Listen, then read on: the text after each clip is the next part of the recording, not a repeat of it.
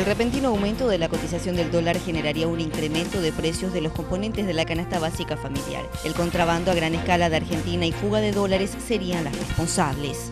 La Cámara de Senadores le quitó al Ejecutivo la posibilidad de utilizar los fondos jubilatorios para financiar obras de infraestructura. Los legisladores modificaron una ley derogando aquellos artículos que comprometían a dichos fondos y las reservas internacionales de nuestro país.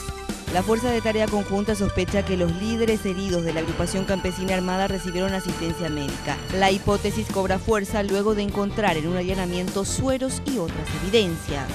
Utilizando el rótulo de un informe de gestión de su primer año de gobierno, el presidente Horacio Cartes realizó la promoción del país ante un auditorio compuesto por empresarios. Durante el encuentro elogió la gestión del ministro del Interior y anunció ambiciosos planes a realizar con apoyo privado.